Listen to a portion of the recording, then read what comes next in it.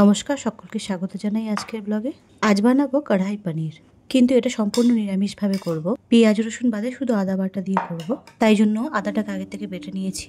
1 বাটি টক দই নিলাম, দেবো একটু কসুরি মেথি, আর এদিকে বাটিতে 1 চামচ পোস্ত, 7-8টা কাজু আর কাঁচা লঙ্কা হলুদ দিয়ে বেটে নিয়েছি। গ্যাস ধরিয়ে কড়াই বসিয়ে দিলাম। কড়াইটা ভালো করে ধুয়ে নিয়েছিলাম। জল শুকিয়ে গেলে তার মধ্যে তেল দিলাম। আমি রিফাইন তেল ব্যবহার করছি। তেলটা গরম হলে তার মধ্যে পনিরগুলো ছেড়ে দেবো।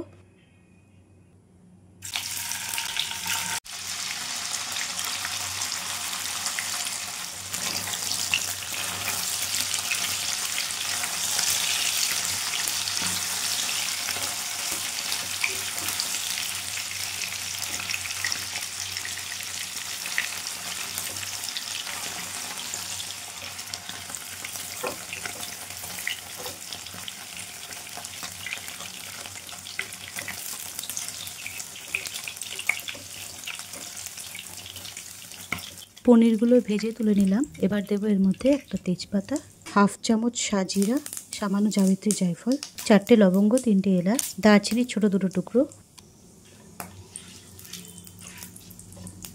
1 চামচ আদা বাটা,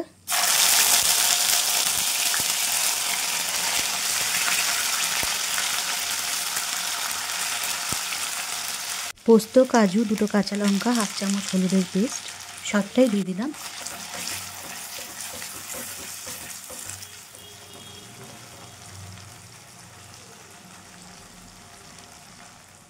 এক চামচ হলুদ গুঁড়ো দিলাম, 1 চামচ লবণ দিলাম, 1 চামচ কাশ্মীরি লঙ্কার গুঁড়ো, 1 চামচ জিরের গুঁড়ো,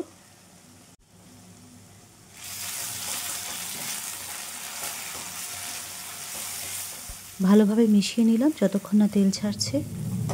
এবার দিলাম ফেটানো দই, টক দই,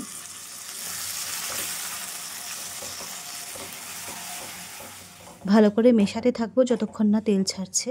তেল যখন ভালোভাবে ছেড়ে আসবে তারপর তার মধ্যে পনিরগুলো দিয়ে দেবো। এই যে তেল ছেড়ে এসেছে, এইবার পনিরগুলো দিয়ে দেবো।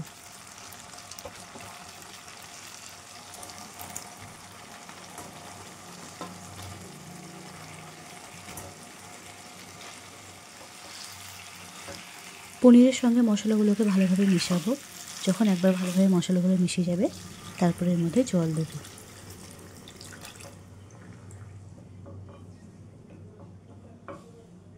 পরিমাণ মতো জল দিলাম। এবার ঢাকা দিয়ে দেবো। বেশ কিছুক্ষণ পর এসে ঢাকা খুলে দেখব রান্নাটা কেমন হলো। 10 মিনিট পর এসে দেখলেই হবে পনিরগুলো বেশ ফুটে উঠেছে। জলটা সামান্য টেনে এলে তার মধ্যে গরম মশলার গুঁড়ো দেবো অল্প, আর কসুরি মেথি পাতা ড্রাই রোস্ট করে তার উপর থেকে ছড়িয়ে দেবো। তারপর 2-4 মিনিট ফুটিয়ে নামিয়ে নেব। দেখুন কি সুন্দর গাঢ় হয়ে এসেছে ঝোলটা, আর রঙটাও কি সুন্দর এসেছে। টেস্টকে ব্যালেন্স করার জন্য শেষে 1/2 চামচ চিনি দেওয়াই যেতে পারে। কাজুর মধ্যে একটু মিষ্টি স্বাদ থাকে, তাই আমি আলাদা করে আর চিনি দিইনি। আমাদের কড়াই পনির গ্রেভি রেডি হয়ে গেছে। এই যে ঝোলের টেক্সচারটা দেখুন কত সুন্দর গাঢ়। দই দেওয়ার জন্য স্বাদটা কিন্তু দারুণ এসেছে। রুটি ভাত সব কিছু দিয়েই খাওয়া যেতে পারে। এই রান্নার ব্লগটা কেমন হলো অবশ্যই জানাবেন। ব্লগটা এখানেই শেষ করছি। নমস্কার।